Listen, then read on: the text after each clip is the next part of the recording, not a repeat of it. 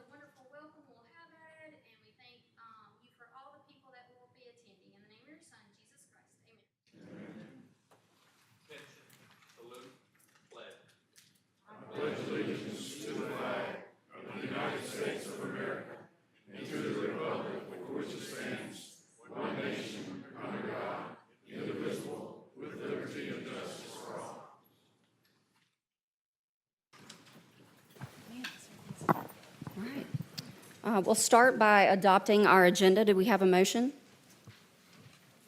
Madam President, motion to adopt. Second. All in favor, say aye. Aye. Any opposed? All right, we will move forward with our announcements and reports. We'll start with a proclamation. So we have Miss Allie Mims here this evening. Miss Hoover, 2026. Mr. Mayor.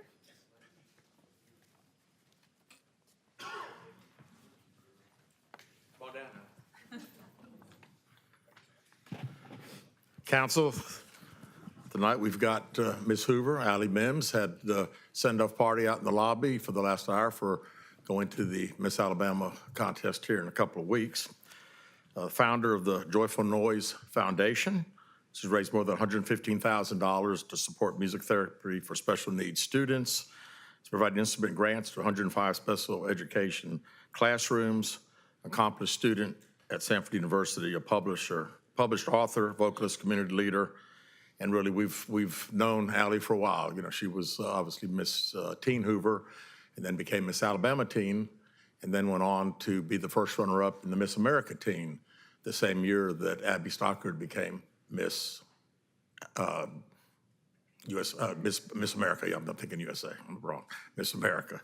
But I'll say this about Allie. She's been just a great representative for the city of Hoover for the last several years, and we can't say enough to say thank you for everything you've done for our community, and we just wish you all the best in the Miss Alabama pageant here in, I guess, a couple weeks, right? Okay. All right, Mr. City Attorney.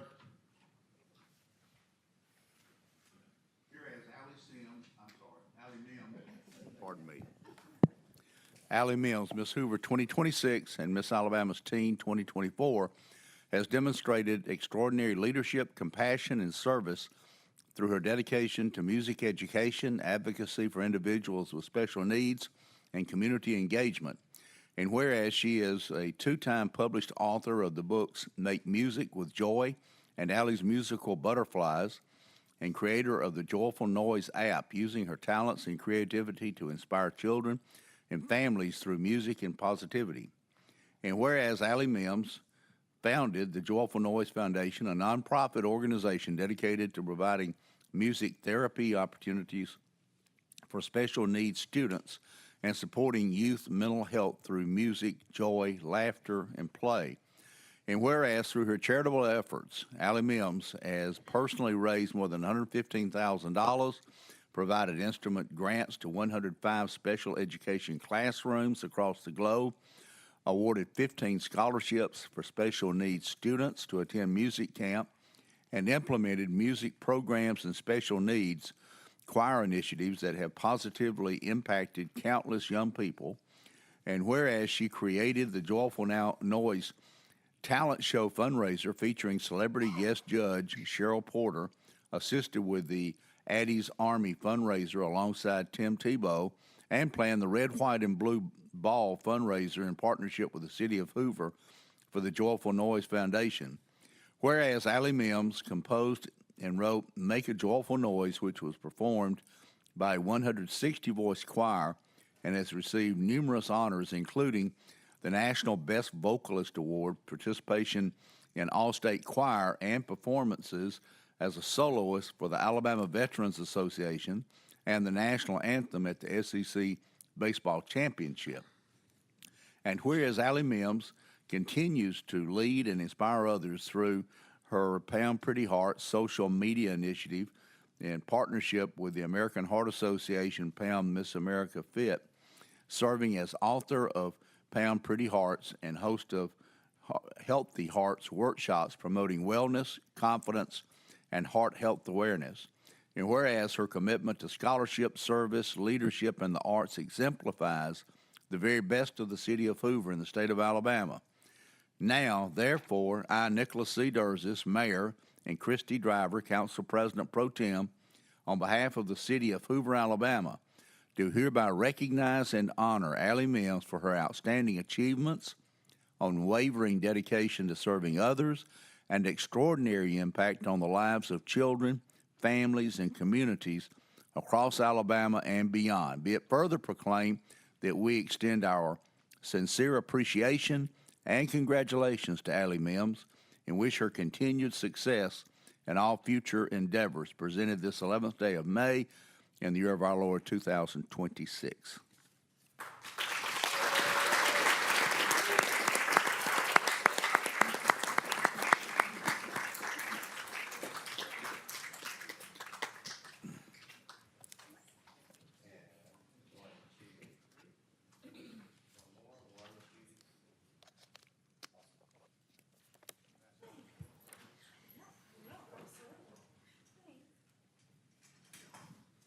If anybody wants to hear a treat, listen to Allie and her mother sing God Bless America. Like they did We can at do the it right ball. now. I'm just joking. Yeah, I'm joking. They could break out in a duet right now. It'd be great. No, I'm just joking. But it is on Facebook if you want to go watch it. Well, if I'm ever given the opportunity to talk about what the city of Hoover has been to me, I take that opportunity. I'm sure I'm a familiar face to a lot of you. I do everything that I can to be present in the city of Hoover. It has become my home, not just the environment, but the people.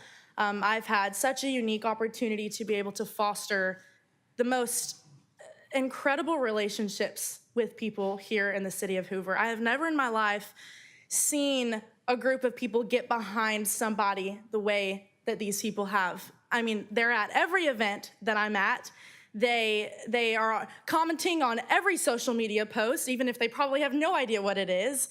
They are there financially, physically, I mean, verbally. The way that these people show up is absolutely incredible. And I've been involved in the Miss America organization since I was a 14-year-old girl, and now I'm 19 years old, and I just have never seen a community such as the city of Hoover. And so I am extremely, eternally grateful for what Hoover has been for me. I will be competing for the title of Miss Alabama in June. Finals is June 6th, where they'll crown a new Miss Alabama. And of course, I'm trusting the Lord's plan for whatever happens. This is my first year to compete. But what I do know is that I am so thankful that because of me trying to reach my goal to become Miss America one day, that it led me to meet all of you guys. And so I'm so thankful. And I have to give Dwight and Sandy Sandlin with the Sandlin Foundation a shout out, because they have donated $30,000 to my foundation, the Joyful Noise Foundation, to be able to implement music education for students that have disabilities and special needs all across the state of Alabama. And so I'm so thankful again for all of the doors that have opened. And if I never become Miss Alabama, so be it, because the year that I've had with Hoover as Miss Hoover and Miss Hoover's teen in 2024 has been absolutely incredible and 100% pivotal for who I am becoming. So thank you.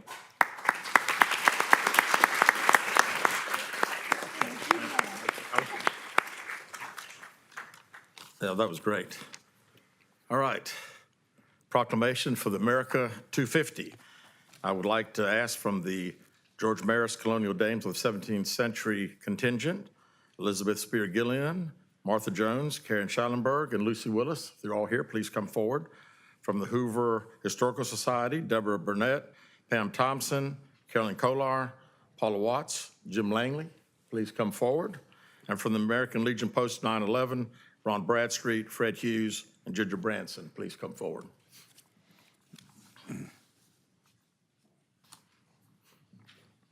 Before we read the proclamation, comments I have, this year marks the 250th anniversary of America's founding, and Hoover is proud to celebrate this historic milestone with the week of patriotic community activities. Throughout the week, residents of all ages will enjoy arts, history, family activities, fitness programs, and entertainment across our city. Highlights include patriotic art at the Hoover Randall House, family programming at the library, rec activities, and for all of us, the USO swing dance at the Senior Center. You know, that'll be something. The significant event and the signature event, we're calling the 4th on the 1st, because we will be having on July 1st at the Hoover Metropolitan Stadium our big fireworks celebration. In the past, everything's been done outside. This year, everything will be done inside the stadium. It'll be from 6 to 9 o'clock. We will have some really fantastic things taking place. For all you hot dog eaters, $1 hot dogs, how's that? I mean, that's big time. $1 hot dogs. Expect that to be a big draw. And for those that may want to witness, I think there is a possibility for the city council to actually have a hot dog eating contest. So not to try to upstage Nathan's at all, but you'll have to be there on the 1st to actually see it. We've also will be featuring a 350 by 150 foot American flag that will take 188 people to hold it. We hope that'll be done at the same time that we sing the national anthem, and we're hoping to have a flyover also. There's a lot of other things that'll be taking place. I want it to be as the staff, and I want to say thank you to the staff because I kind of told them that I want stuff for kids. This should be Barnum and Bailey Circus on steroids. And I want kids to be looking everywhere and things happening. So that's what they're going to have dogs running after Frisbees. There's going to be some crazy stuff taking place. And I'm hoping the next couple of weeks they'll have an announcement of kind of the premier event other than fireworks that'll happen that night. So again, we're expecting really a lot of fun that night and really plan on packing the house. So again, appreciate you all being here. And I will ask Mr. City Attorney if you will read the proclamation, please. This proclamation is Celebrate America 250. Whereas July 4, 2026 marks the 250th anniversary of the signing of the Declaration of Independence, a historic milestone that initiated the birth of the United States of America as a nation dedicated to the enjoyment of life, liberty, equality, and self-government of the people. And whereas the George Maris chapter of the National Society Colonial Dames 17th Century in Alabama, in partnership with the City of Hoover Historical Society, is encouraging local observances that recognize and celebrate this historic founding of our great nation. And whereas the City of Hoover takes pride in its community's role in preserving history, promoting civic engagement, and fostering a spirit of patriotism through local events, education, and service. And whereas for 2.5 centuries, the United States has served as a beacon of democracy, resilience, and hope, striving to live up to its founding principles while navigating the challenges of a growing and evolving nation. And whereas the 250th anniversary is an opportunity to reflect on our nation's past, to honor the sacrifices of generations from all backgrounds and walks of life who have upheld American rights, and to look forward to the future with a renewed spirit of innovation, service, and unity. And whereas all citizens, schools, civic organizations, and businesses are encouraged to participate in activities that highlight the histories of our communities and contribute to the remembrance of and maintain a deep respect for the principles upon which our great nation was founded. Now, therefore, I, Nicholas C. Derzis, Mayor, and Christy Driver, Council President Pro Tem, on behalf of the City of Hoover, Alabama, do hereby proclaim the period leading up to and including July 4, 2026, as Celebrate America 250, during America's semi-quincentennial, and I call upon the people of Hoover to join in this historic celebration to reflect on our 250-year journey, to honor those who came before us, and to renew our commitment to the ideals that have shaped our past and will guide our future. Presented this the 11th day of May in the year of our Lord, 2026.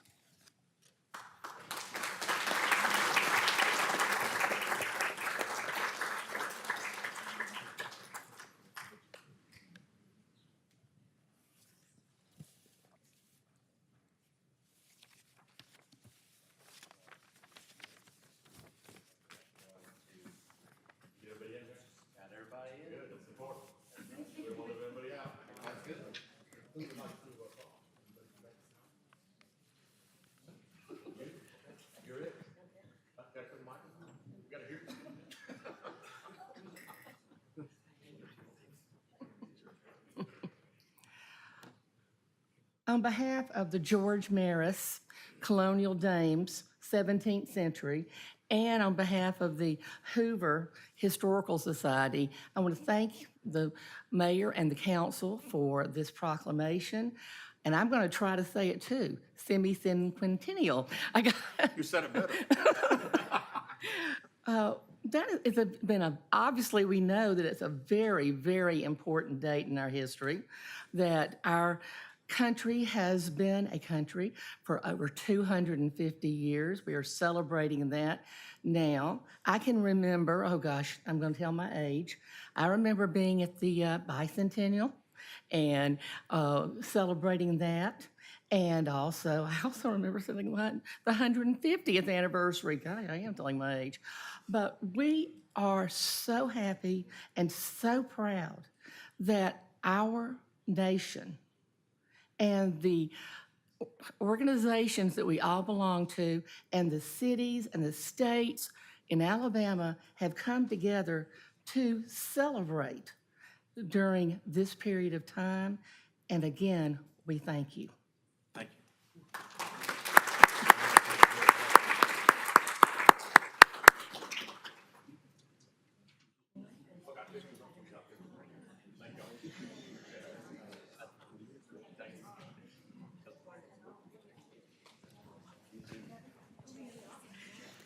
I see there are a few former and current elected officials here visiting with us tonight. So we have State Representative Susan Dubose. We have Jefferson County Sheriff Mark Pettway.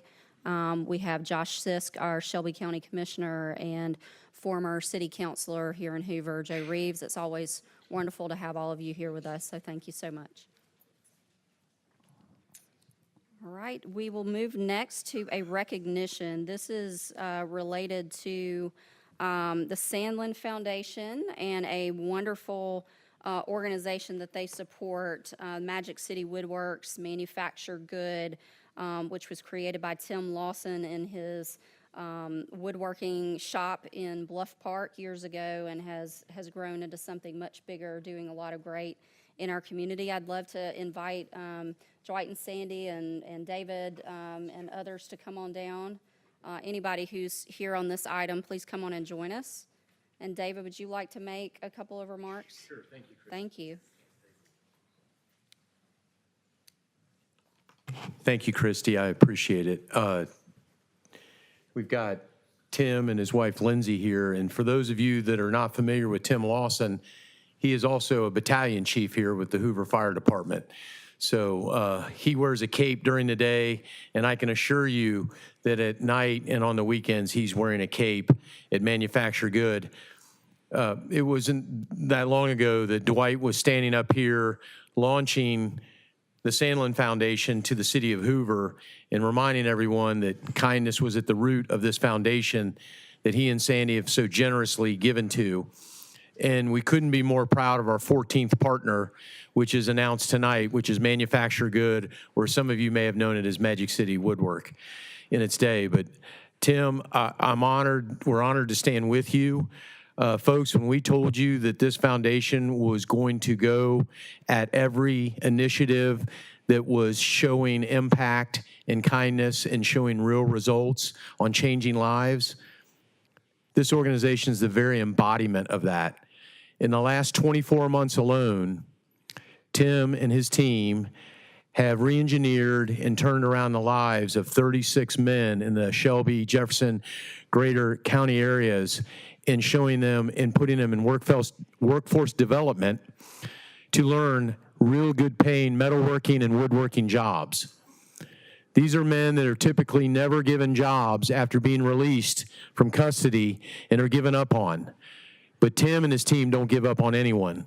And their mission is as strong as any of the charities that we work with. And I know I'm speaking for Dwight and Sandy tonight, but we couldn't be more proud to stand with you tonight, Tim, and let you know that $100,000 is coming to your organization on behalf of the Sandlin Foundation, which, by the way, in 6 months now puts us at $2.1 million total for the 14 area charities. So let's hear it for Dwight and Sandy.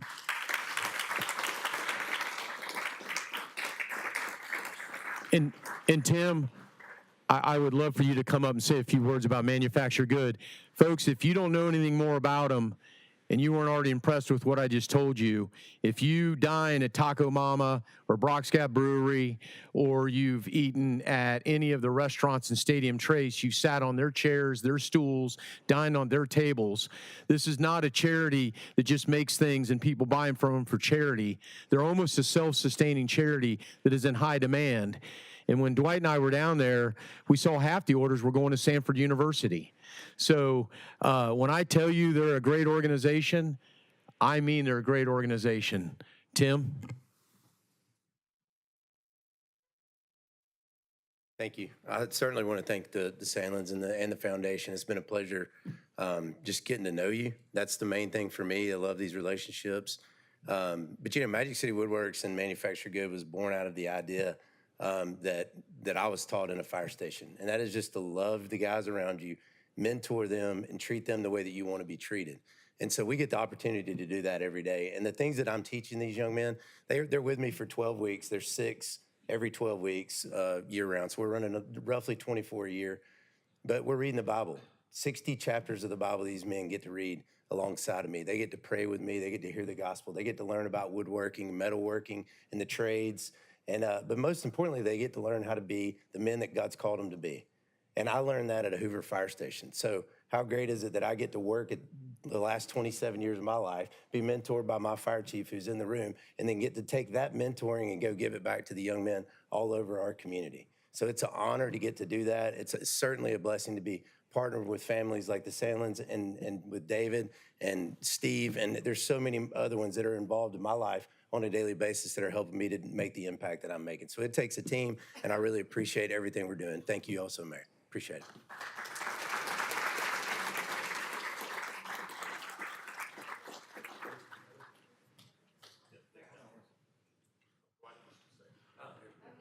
Hold on one second. Oh, by the way, I'd like to put my hat in the ring for the hot dog eating contest. Guys, I don't know about you, but I've had a lot of second chances. God's been very good to me. These guys take the people who we almost discard and throw away and say their life isn't meaningful. That's what they do. I cannot be more proud to be associated with you guys. Sandy and I are blessed to have the opportunity to know you and see what you do.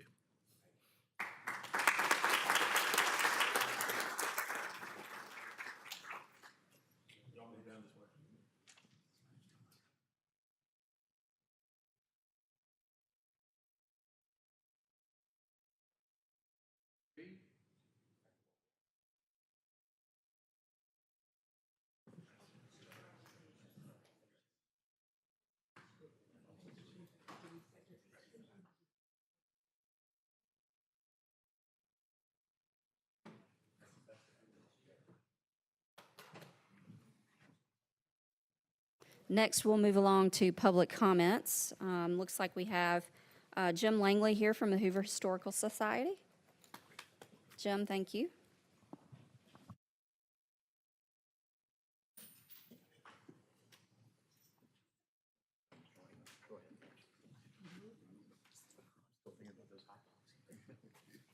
You have my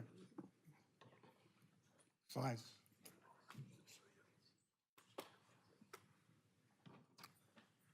You have my PowerPoint? Okay. I am Jim Langley, or as Charlie Waldrop used to call me, Bear Killer. That's a story in itself right there.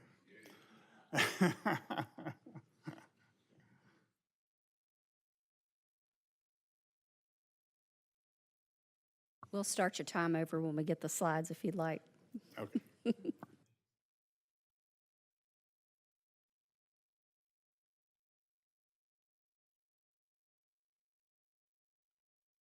Like I said, I'm Jim Langley, and I want to ask you, what do you think would happen if you were this child whose mother said, boy, it would be easier to have another child than to clean you up?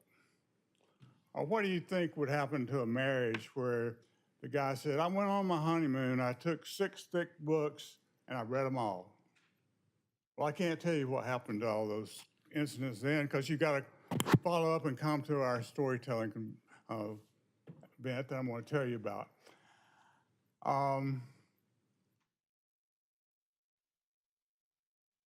Yeah, there are other things that told, like the other examples I had up there was, it was a hot summer day, and it had a camp for special adults, and I learned more motivation in a weekend with special needs adults than I did as 23 years as an Army officer.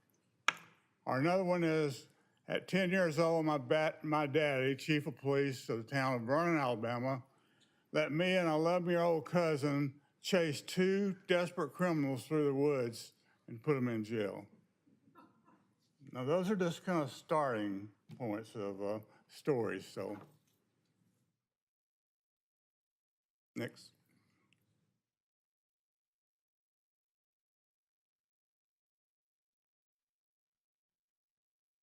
Anyway, go ahead. Go ahead.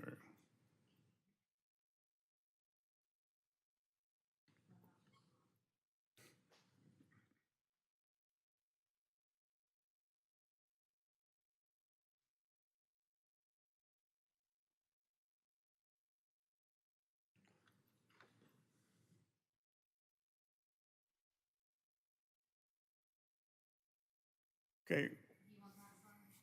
Just keep going to go next. Yeah. Storytelling has become a big deal in the Southeast. You go to several of these larger areas in Georgia and Tennessee and Alabama, and you see that they have storytelling festivals that draw large crowds in, and you have storytellers from all over the world. Well, you know, because everything we hear is just an opinion, and everything that we see is just perspective. So storytellers take that and turn it into what should be.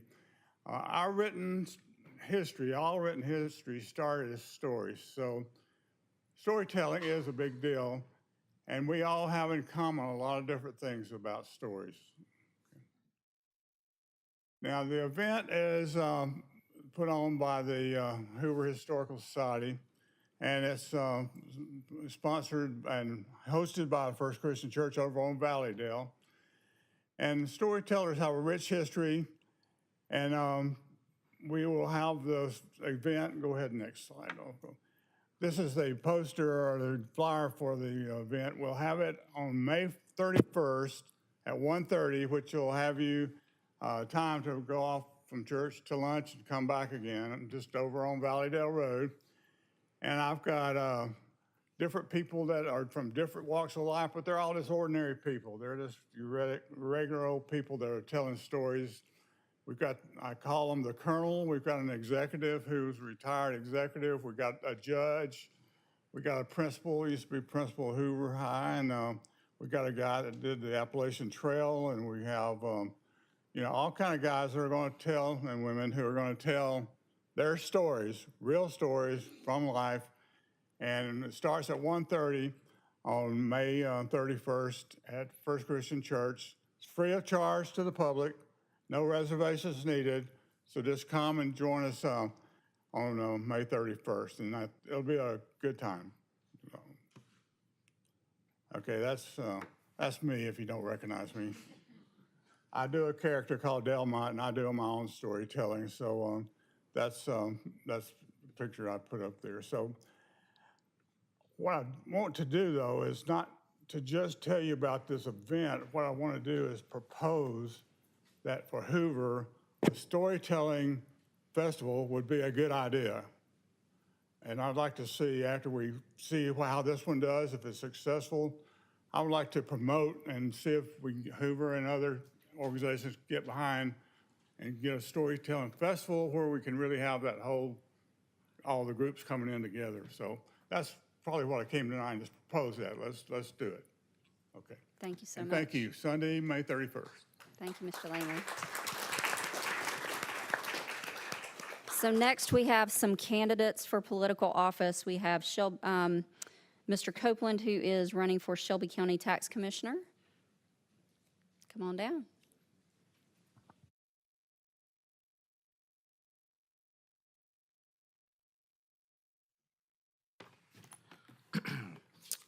Good evening. Can everybody hear me? My name's Demus Copeland, and I'm running for Shelby County Property Tax Commissioner. I live in Calera with my wife and our 3 children. I always like to start off by saying, by a show of hands, does anybody like paying property taxes?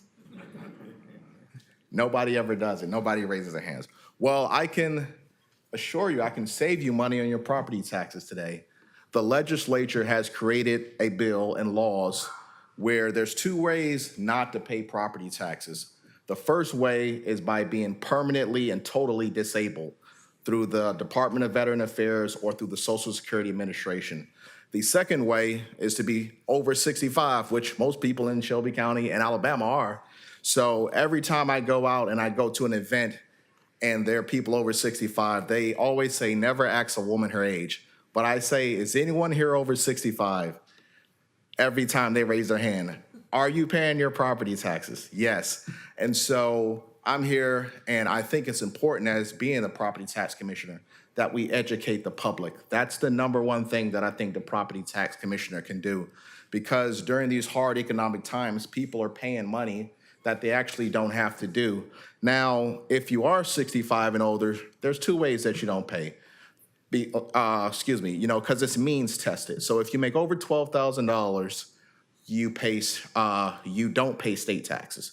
So you have to pay city and county and schools and all that good money. If you make under $12,000, then you don't pay any property taxes. So it's means tested. But that's the way you don't pay. Hopefully I've saved somebody some money today. Anyone? Okay. All right. The legislature passed 2 bills, which are very good. They're called HB 77 and HB 155. 77, the property tax commissioner can give you a tax exemption certificate that you can take to your closing and you give to the bank and you tell them, do not take any money out of my future escrow. So that was a big thing that the legislature did, and I support that bill. The second bill they passed was 155, which says that you don't have to keep coming back and asking for property tax exemptions. If you turn 65, you're not going to turn 64 next year, right? So, things are not going to go reverse. If you're permanently disabled, I don't think you're going to be healed the next year. So those were good bills that were co-sponsored by Kenneth Pascal from Pelham. Now, who am I? My name's Demus Copeland. Like I said, I spent about 10 years in the Department of Defense, mostly in the United States Marine Corps. I'm a war fighter. I served in the infantry right out of here in Bessemer. I believe in putting my life on the line. I've done it in my country in Operation Enduring Freedom. So I've served my country, and I'll do it again. After I left the Department of Defense, I spent about 9 years within the federal government serving in different leadership positions. Then I left the federal government, and I run my own real estate law practice here in Calera, while I focus on real estate law. So that's my background. I love people. I love being an attorney. I love real estate, and I would love to have your vote. Thank you very much. Thank you so much for your service, Mr. Copeland. We appreciate you and your family and for your sacrifices. Next, we have candidate Nate Carlson for State Senate District 16.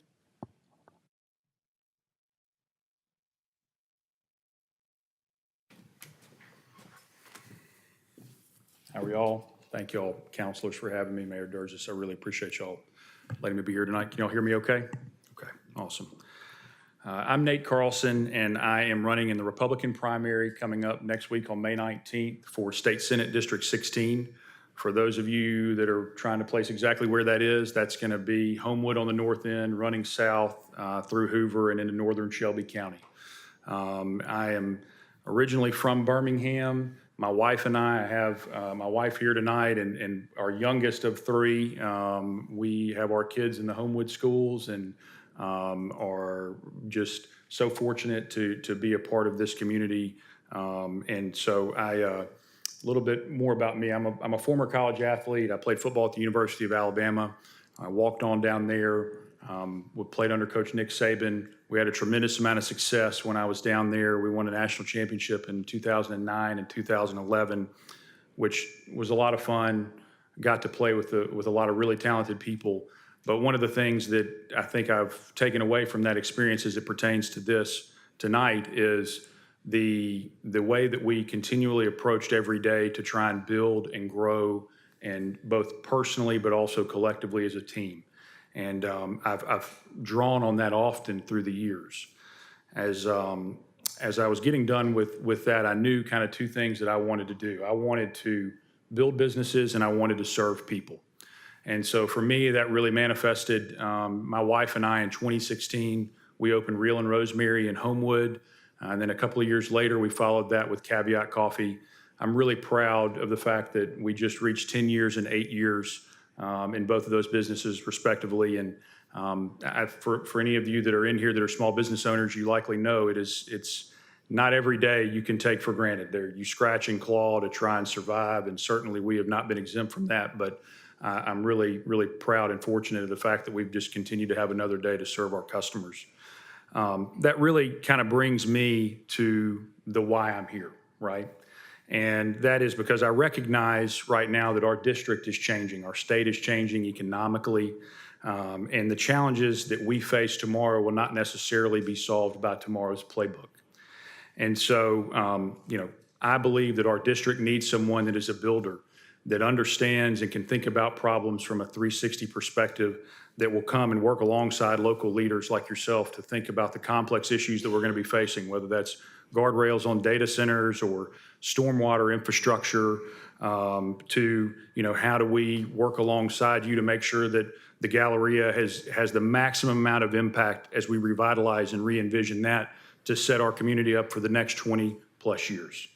And so I get really excited about that because I think that my perspective and my experience is so uniquely positioned to be able to think about things and from not only a P&L perspective, but just how do you manage all the different facets that are business and life and all of that, and how it's ultimately going to manifest and touch each of us, right? Where we lower costs for every single person, and we treat the taxpayer dollars with the same level of thought and care that many of us do in our businesses and our families every day.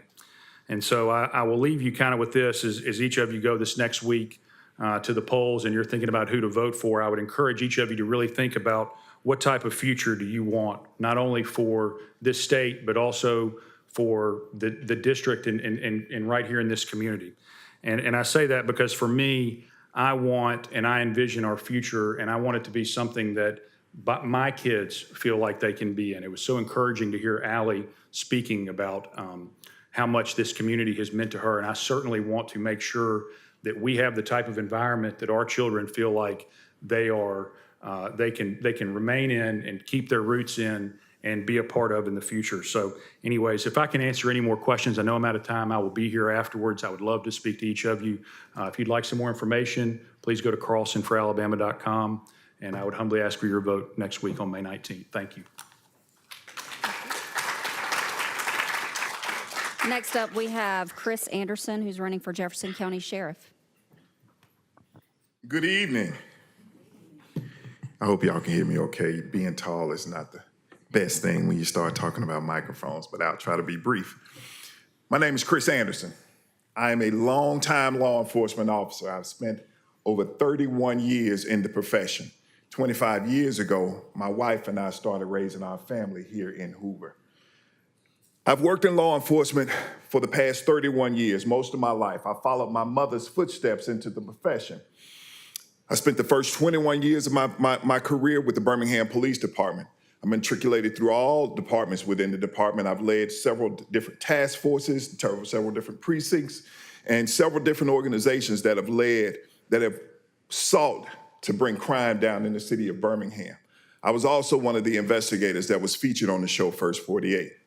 Since retiring from the city of Birmingham in 2016, I spent the last 10 years of my career traveling the country, working cold cases, working wrongful convictions, writing new strategies and new policies for different agencies all across the country.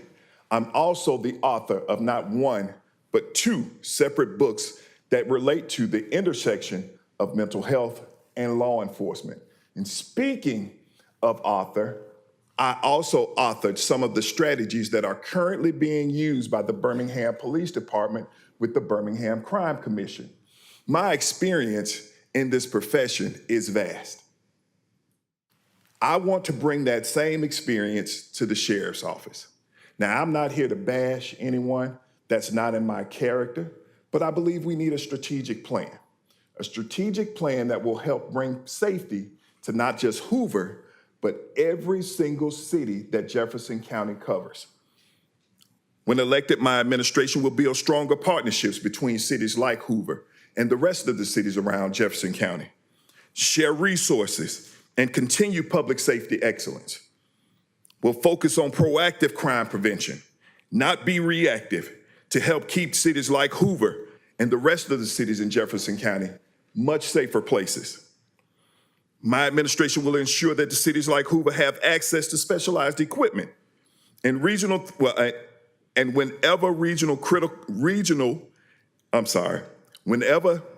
critical incidents occur, you will have access to those resources within the city. My goal is simple: protect what Hoover has built, support the professionals already serving in this community, and ensure that the sheriff's office add value whenever and wherever needed. I'll be here also, and I also have a minute to spare. That's the first time that's happened. I'll be here after the meeting. If you have any questions, I would love to sit down and talk to any of my neighbors here in Hoover. Thank you for your time. Thank you for your support. Mayor Derzis, keep doing what you're doing, sir.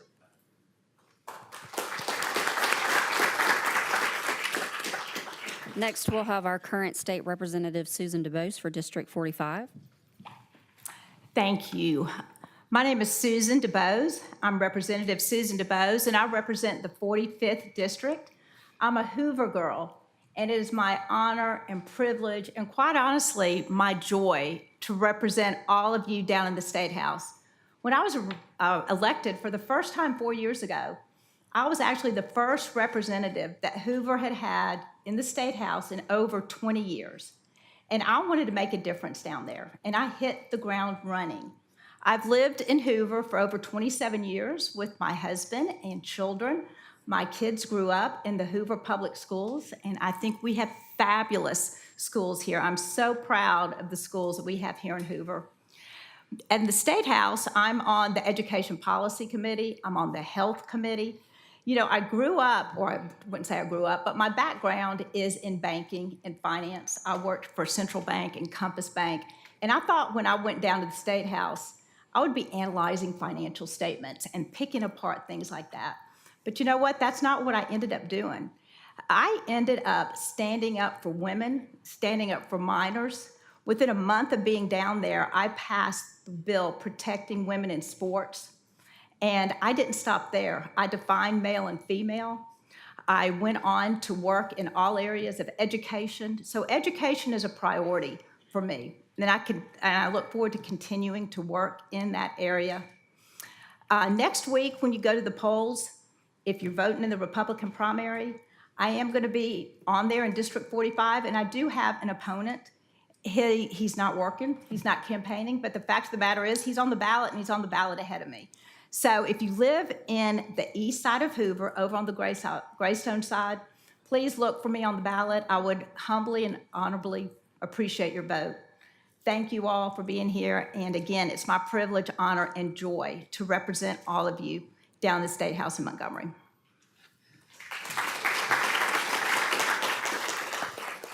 Thank you very much. Next, we have our current Jefferson County Sheriff, Mark Pettway. Mayor Derzis, council, citizens of Hoover, I'm Sheriff Mark Pettway, your current sheriff, and I'm delighted to stand before you today to tell you some of the things that we've done here the last 8 years in Jefferson County Sheriff's Office. As sheriff, I work with all the municipalities right here in Jefferson County to make sure that crime is down. Crime is down over about 44% in Birmingham right now and over 23% in all of Jefferson County. So we're proud of the work that's been done right now in Jefferson County. Over a year ago, I received a call from, at that time, Mayor Derzis. A little kid was lost in the woods. His mother was concerned. He called and asked for the help of the helicopter.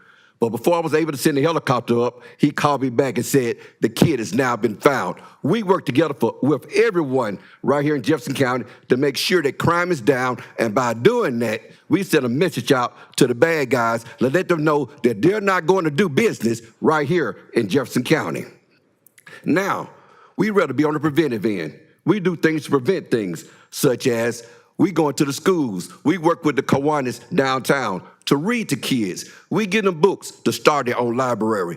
We want to stop their pipeline from school to prison by reading to kids. And this encourages them to read, to learn, and to dream big. This is what we want for our youth. Not only do we do that, but we have sports programs that we have for our kids. It is called LEAP, Law Enforcement Athletic Partnerships. We partner throughout all of Jefferson County to get the kids into sporting programs to where we can mentor them, talk to them about conflict resolution and not to carry guns to schools. We've been right here in the city of Fairfield. Councilor Murphy helped us get right here to do a 3-on-3 basketball tournament right here in the city of Fairfield. We love working with other municipalities. We love partnerships. Also, we believe in redemption. We have a program, a workforce program right now in our county jail to help those that are incarcerated. We believe in redemption to help them when they leave the jail to be able to be employed with great paying jobs. Because when you're at work, we want them at work also. We don't want them to have an opportunity to have an idle mind. So we invest in them to give them an education and opportunities to get skills to be employed when they leave the county jail. Not only do we do that, but we believe in protecting our places of worship.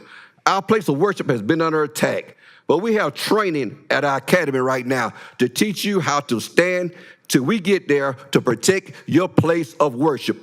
We want you to worship in freedom. We want you to have an opportunity to stand there and pray and do whatever you have to do at your place of worship without having to worry about someone attacking you during your time of worship. We have free training also for those that have handguns, and we'll be talking about that tomorrow morning on the news at Fox 6. So those that have handguns and you've not been trained, come out to our facility. We want to train you how to use your handgun, how to make sure you clean it and put it away safely. So I say, for a better way, a more excellent way, on Election Day, keep Sheriff Mark Pettway. Thank you and have a blessed day. Thank you very much, sir. Next, we're going to consider our consent agenda. That is items number 1 through 16. Oh, I am so sorry. Katherine Robertson for Attorney General. My bad. That was my cue to keep it short. I'll do it. I'm Katherine Robertson, and I'm running for Attorney General. I'm running for Attorney General because for the last decade, I have served as Chief Counsel to your current Attorney General. And during that time, I've had the privilege of working with the City of Hoover on multiple occasions, first with your police chief and now with your mayor and your new police chief. I have to say, from top to bottom, across Alabama, this is probably the city that I have the deepest relationship with, including some of you on the council. Y'all are easy to work with. You're great to work with. It was my pleasure to work with your mayor to make sure that false reports to police is now a felony in case that ever happens again. But we've also worked to make Alabama a safer place to live through tougher sentences, through tools to fight gangs, And maybe last week you noticed that we settled a big case with Roblox, where the proceeds of that settlement will be pushed out to fund school resource officers.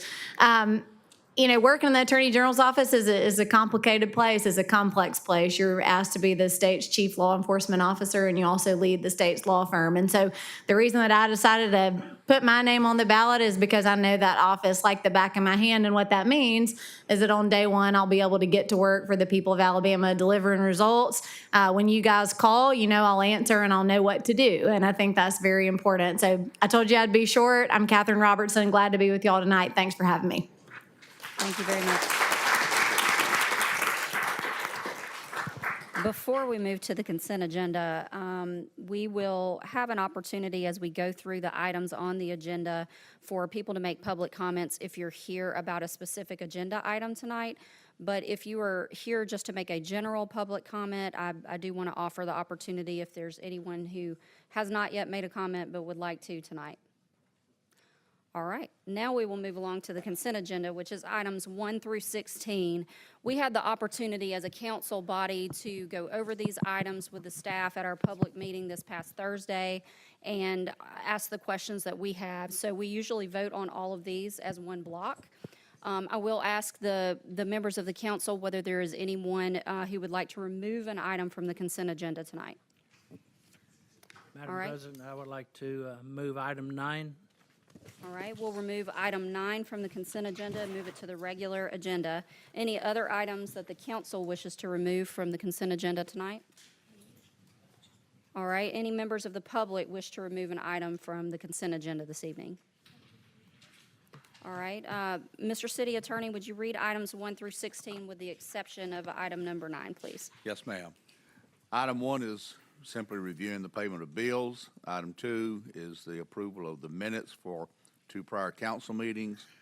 Item 3 is a resolution authorizing the mayor to amend an agreement with the Jefferson County Commission concerning the construction project. Number 4 is a resolution informing the Department of Environmental Management of certain actions taken by the city concerning wastewater treatment plant at Inverness.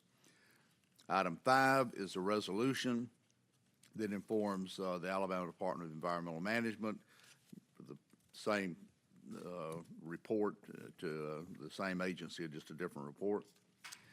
And item 6 is a resolution authorizing the mayor to execute a change, 2 change orders for the River Chase Pump Station. Item 7 is a resolution authorizing the mayor to execute an agreement with the state acting through ALDOT for the installation of traffic control signs within the city. Item 8 is a resolution adopting the Division G multi-jurisdictional hazard mitigation plan, which is part of the Federal Disaster Mitigation Act. Number 10 is a resolution authorizing the mayor to execute an agreement with Hoover Mall Limited for community art display project at the River Chase Galleria. Item 11 is a resolution authorizing the use of the America 250 Alabama logo for city purposes. Item 12 is a resolution authorizing the submission of a grant app to the Jefferson County Commission for certain funding. Item 13 is a resolution accepting a grant from the Alabama Tourism Department on behalf of the city.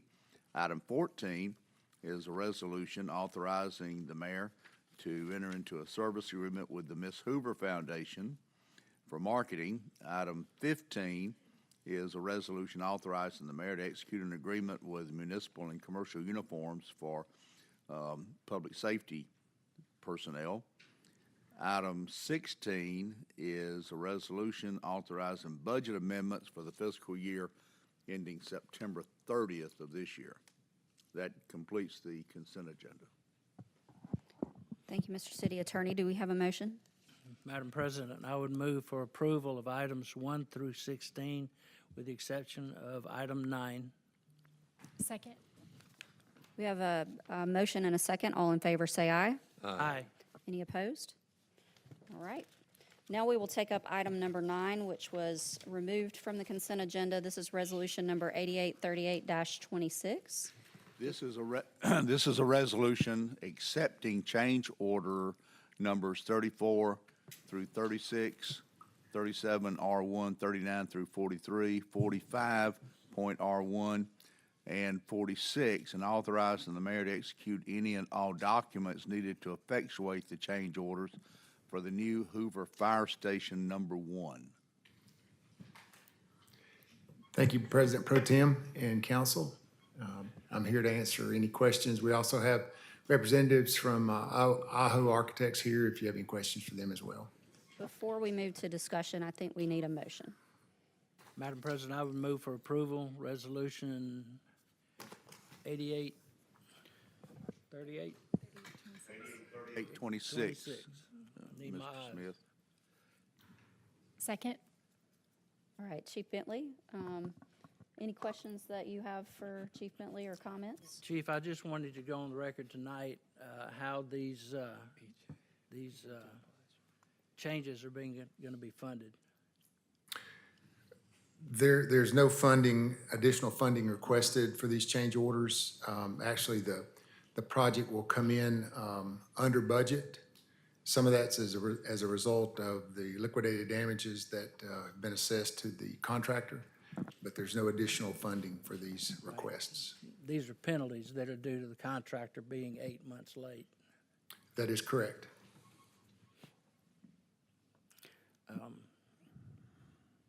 You still feel that they'll be able to finish in about a week and a half?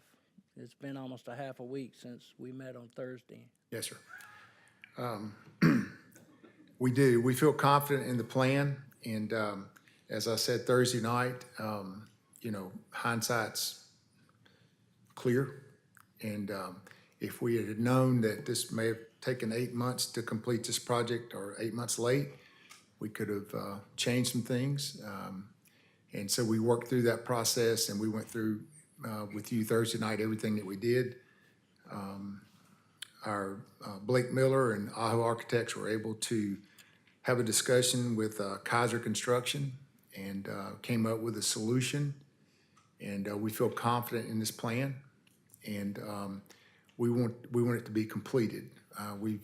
They've rectified an issue with an electrical system power issue on Highway 31. They've come up with a solution for that that both have agreed to. And so we just want to finish the project and get the station opened. I know the public wants the same thing. And so we feel like that this is the best option for us at this point. Obviously, if it's not completed by the end of the month, as we said Thursday night, we'll come back to you as a council, and it would be a council vote to potentially separate employment between us and Kaiser Construction, and then let their surety bonding company come in and finish the project. Chief, how much was the bond? I'm not sure. 100%. 100%? Payment bond and performance bond. And So the bid came in at how much? 5.25. I'm sorry? 5.25 million. 5.25 million, okay. And I want to make sure that everybody understands that this is not on Chief Bentley. This contract was taken under the previous administration, and in an effort to save $10,000, they chose a company that the chief knew was having problems in other communities. He let them know that there were problems in other communities, but yet they chose to save $10,000. And yet, look at where we are now. Thank you for everything you've done, Chief.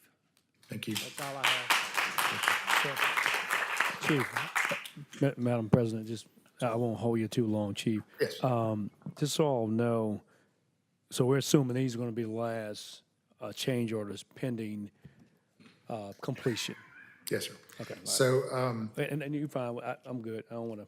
no, I'd like to explain that. So we've waited. There are a couple of things that have been completed that you're approving in this change order group.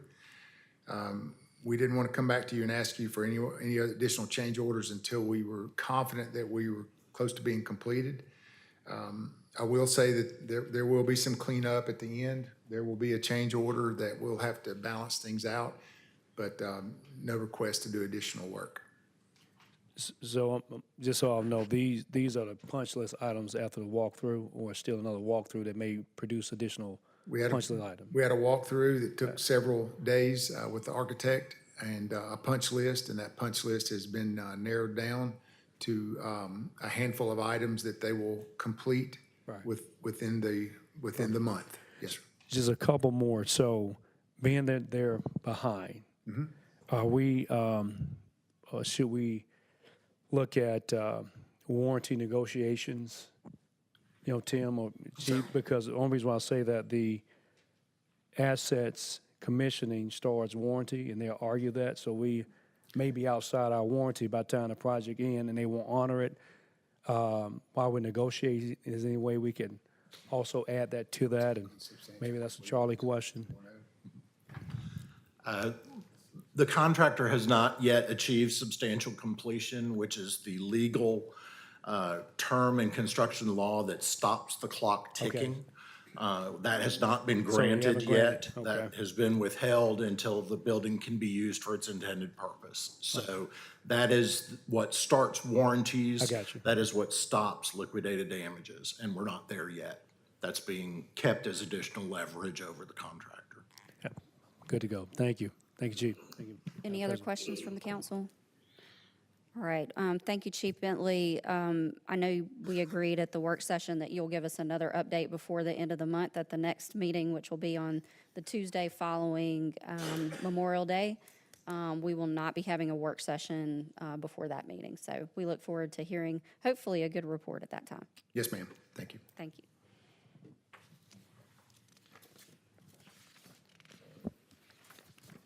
Now we'll move to item number 17, which is ordinance number 26-2699. Madam President, do we need a vote on item 9? Oh, my goodness. We sure do. I know I drug things out. Thank you. We do have a motion and a second, so all in favor, say aye. Aye. Opposed? All right, now we will move to number 17, ordinance number 26-2699. This is an ordinance to provide for the levying of municipal taxes for the city, for the assessment and collection of such taxes. And this is, I think recently at the work session, Councilor Smith said it's housekeeping, and that's what it is. Do you have a motion? Madam President, I would move for approval. Madam President, I would move for approval of, well, adoption, ordinance 26-2699. Second.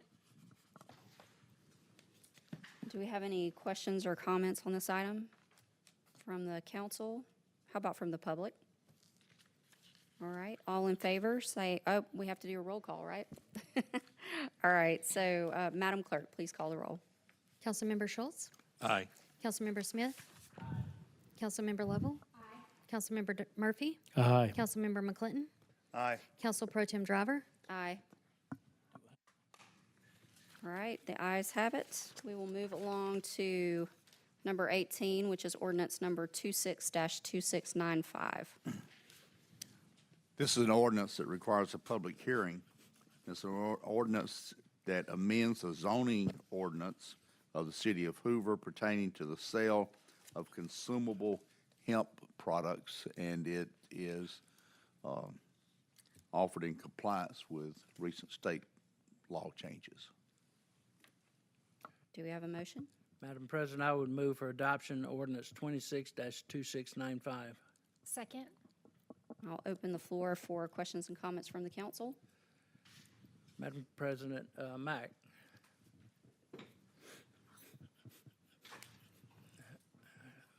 Under the current zoning, or under the proposed zoning,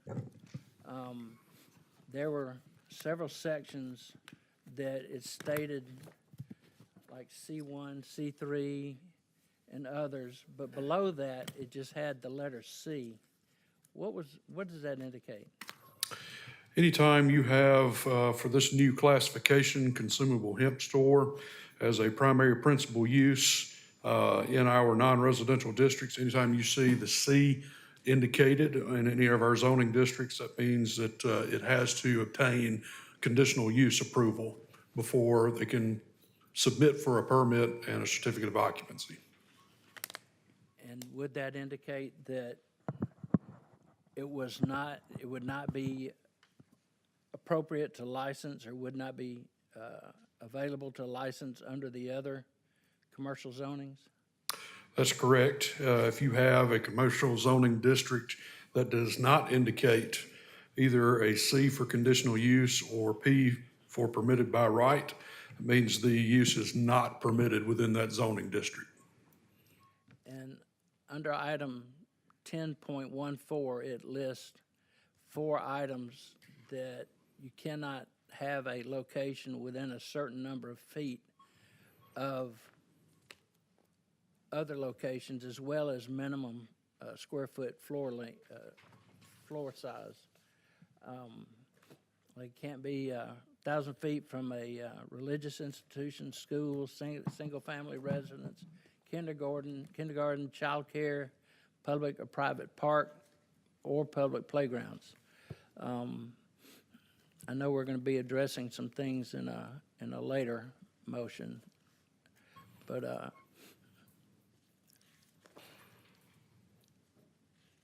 I'm trying to think how I want to phrase this. I know we had an issue some 20-something years ago with an adult facility in the city, and the city sued under zoning and lost. How can we make sure that we can adhere to these zoning issues in this case? Well, I think you have a couple of things going for you in this particular matter. One, we treat this particular facility in like manner to liquor stores. The sale of liquor for off-premise consumption as a primary principal use. We have not had any issues enforcing that aspect of the zoning ordinance since I've been here. Don't anticipate the issues with this particular use classification.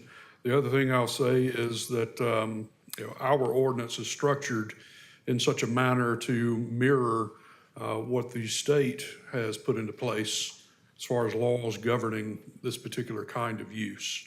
The only exceptions that we have to those distance requirements that you noted just a moment ago is if we have an existing consumable hemp business that has been in continuous operation and can prove that it has been in continuous operation.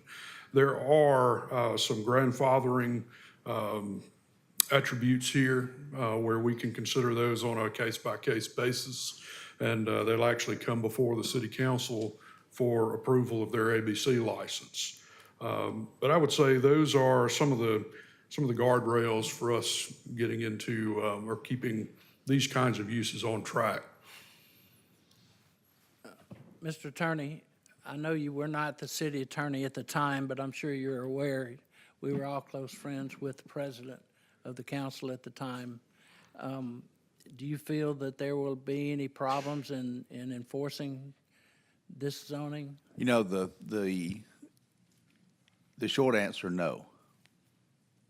I'll just say this is a completely different situation than almost 20 years ago when it was a shop that was dealt primarily in adult novelty type items.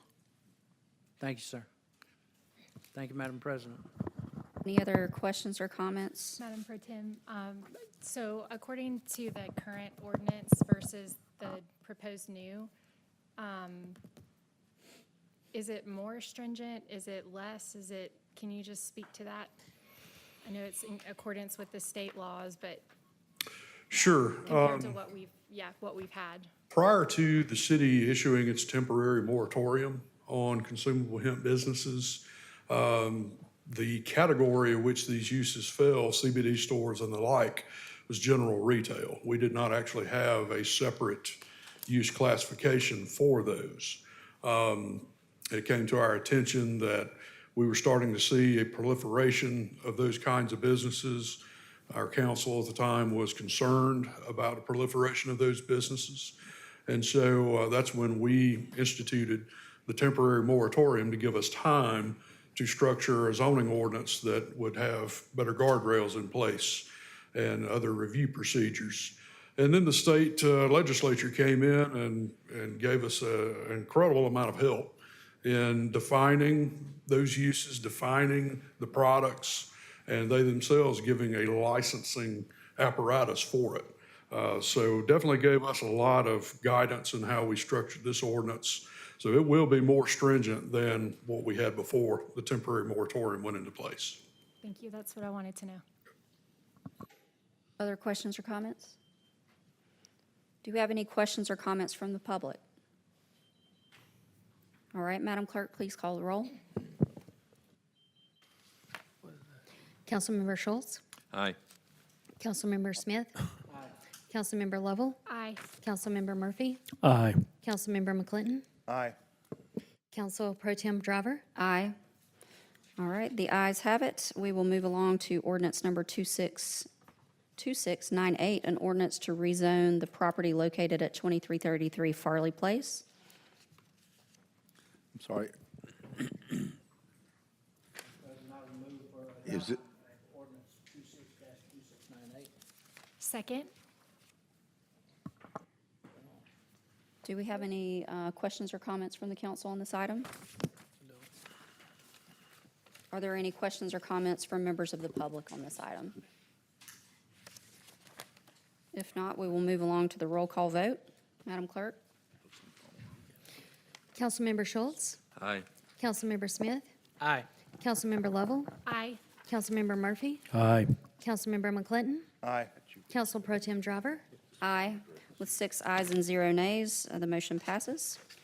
We'll move along to resolution number 8813-26. This is a resolution declaring a certain structure to be a public nuisance, providing for a public hearing and directing the abatement of that pursuant to Alabama Code Title 1153B1 through 1153B16. Madam President, I would move for approval, Resolution 8813-26. Second? We have a motion and a second. Any questions or comments from the council?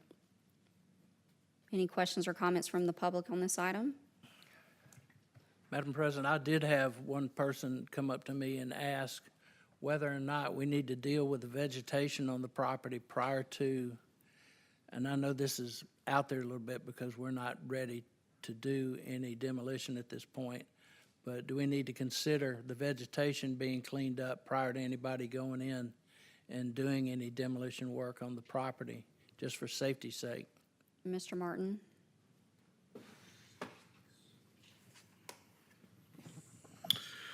Yes, if the vegetation is out of compliance with the ordinance as of today, then yes, I think that is a sage move to go ahead and have that taken care of, to keep our contractor that works on that piece of it from having any damage incurred by potential leftovers or remains from the demolition of the house. Might we have enough timeline to be able to get that done prior to a vote on what's before us now and the next step? It may adjust the actual demolition date a bit. Your action tonight, should you approve the abatement of this nuisance, starts a 45-day clock on whether or not we are able to actually go abate it. Very good. Thank you, sir. Just have the contractor go by, visit the location. He may not need it. I'm assuming he's going to have some heavy equipment, right? Okay, yeah. See if he can go by and see if he even needs it to be cut previously, and may save some time, Councilman Smith. Will do. I'm going to open the floor for a public hearing. Do we have any comments from the public? Any further questions or comments from the council? All right, we have a resolution, a motion and a second, so all in favor say aye. Aye. Any opposed?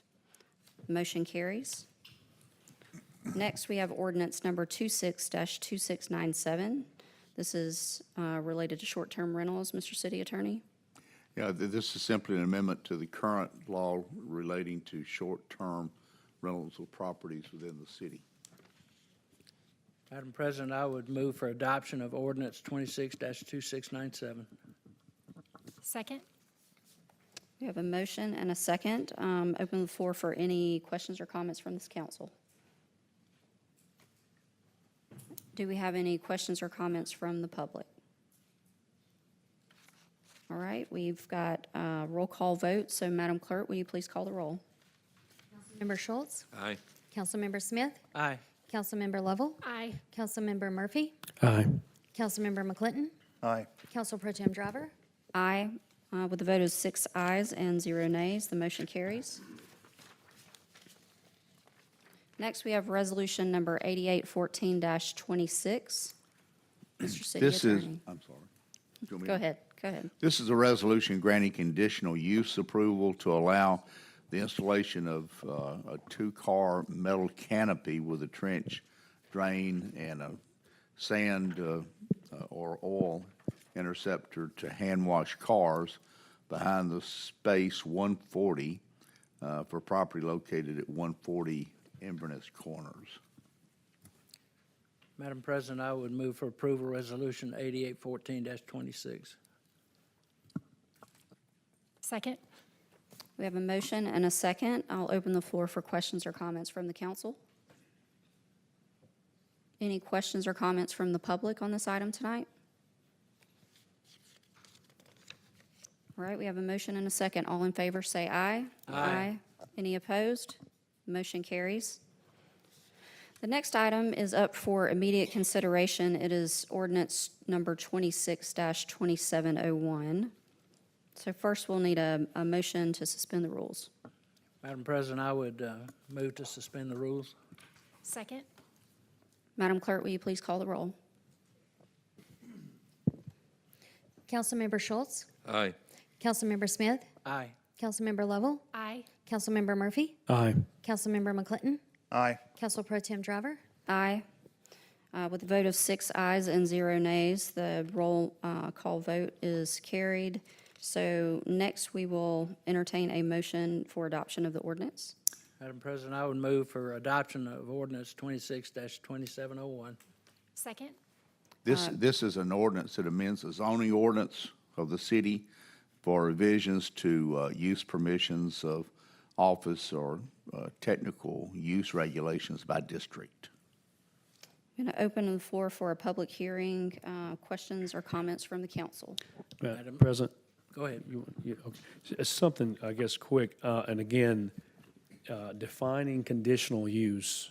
So this is the just I'll be clear, this is the beginning process of not having a organization or a company come in and get a piece of property and develop it how they want.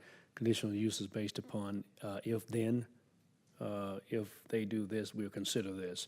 I would ask, and that gives us a little bit of leeway to prevent anything from coming to the city without evaluation. But I would say, Mr. President, Mayor, once those rules and regulations come about on the steps we're going to take, would there be some form of a presentation back to us on what considerations will be put in place from a deliverable standpoint? For example, I'm sure there'll be some discussion about buffers, buffer zones, encroachment zones, setback zones, aquatic studies and things of that nature that the engineers will have to approve.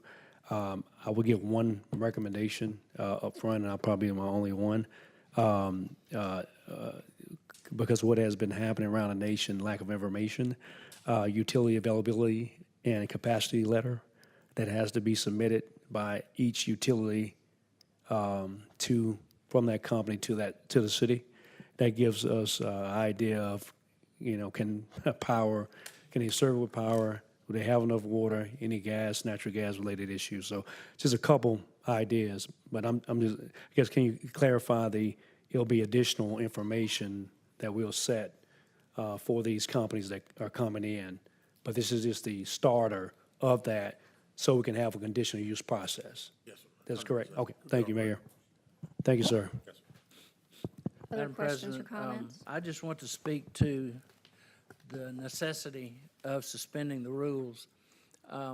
Staff brought to our attention Thursday night, if not some of us prior to that, that we don't know how many people might be out there wanting to apply for a business license.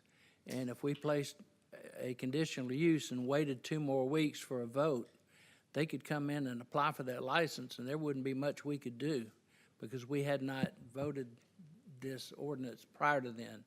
And so that is what created the necessity for this evening. Any other comments or questions from the council? So the public hearing continues with any questions or comments from the public. Yes, please come on down. Come down to the microphone so we can get you on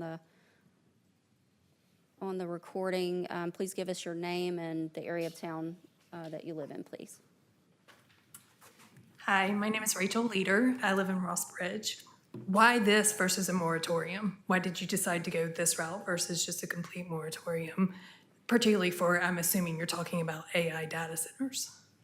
I would invite Mr. Martin to comment on that for us.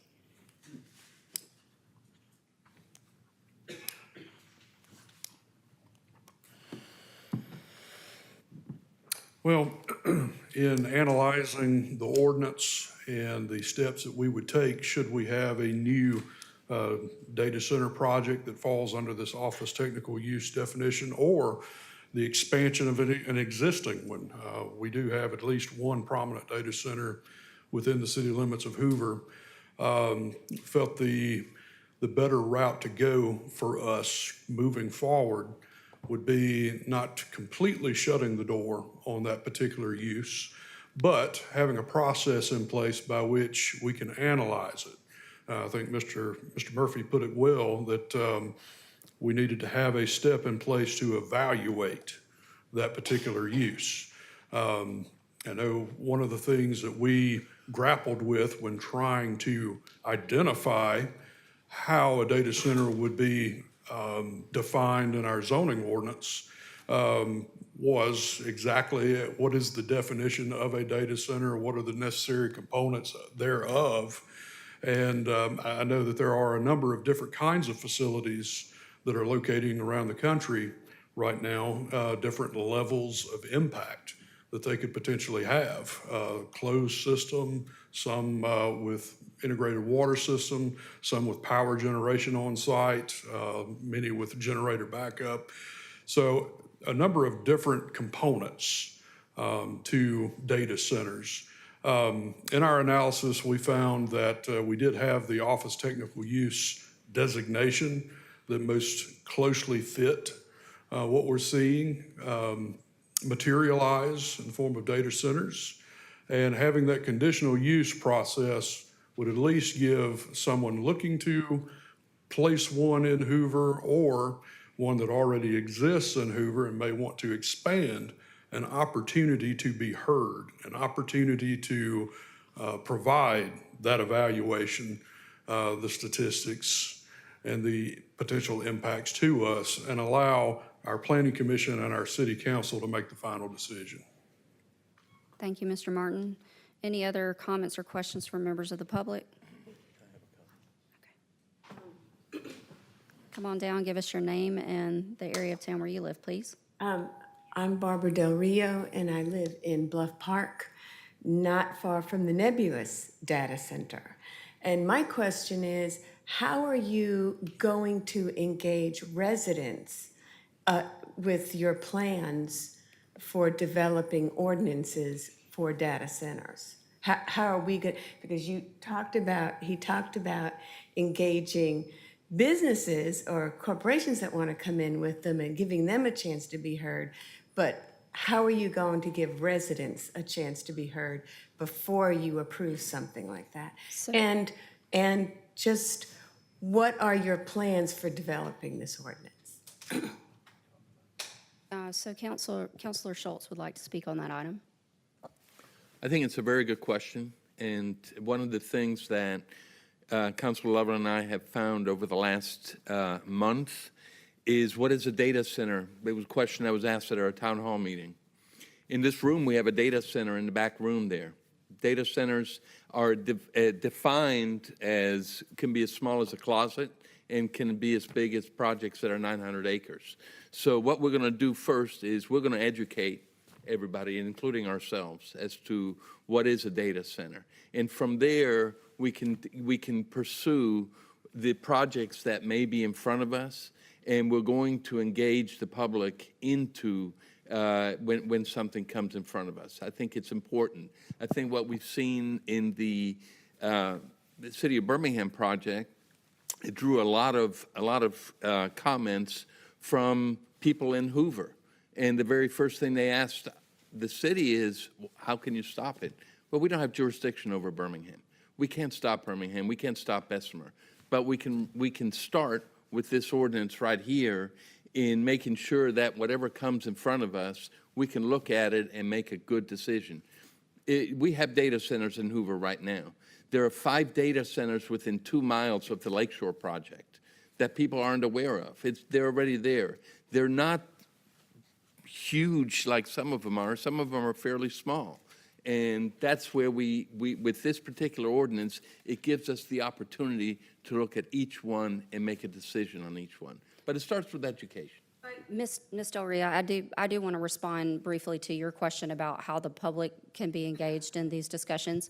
So I serve on Planning and Zoning Commission in addition to my role on the council, and we have public meetings once a month where if there ever were an item that were being presented for this conditional use, there would be a public hearing over that. It would be advertised to the public.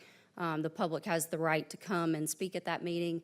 And then because conditional uses are just recommended by the Planning and Zoning Commission, this body has to make that ultimate decision. So then there would be another opportunity for public engagement to come and express your concerns and, bring any of your friends or neighbors who had concerns as well.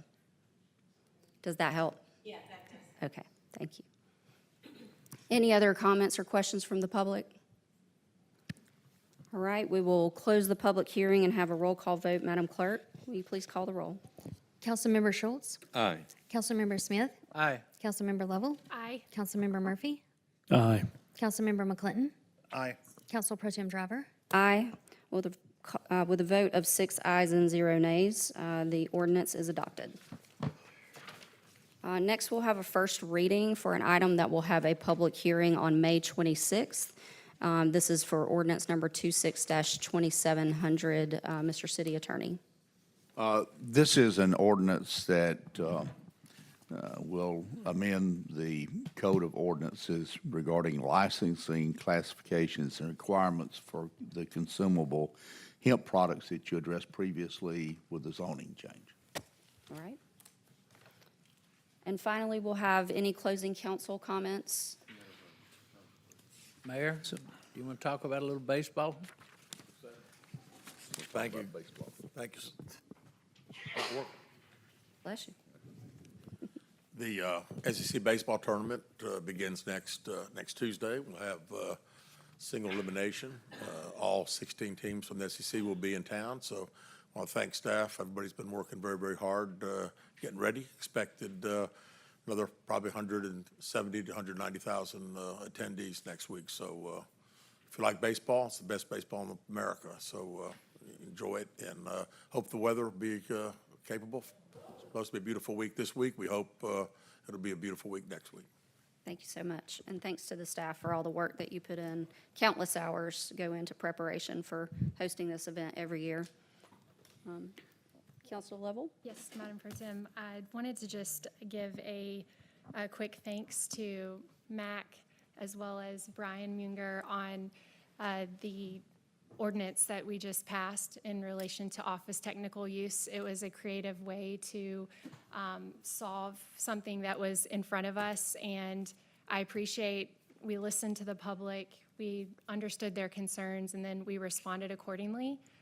So I'm just proud to be a part of this administration that takes proactive approach to situations rather than reactive. So thank you guys so much for what you do. Madam President, let me make one correction, clarification. Item 20 For the record, I'm not directing Mac to do anything.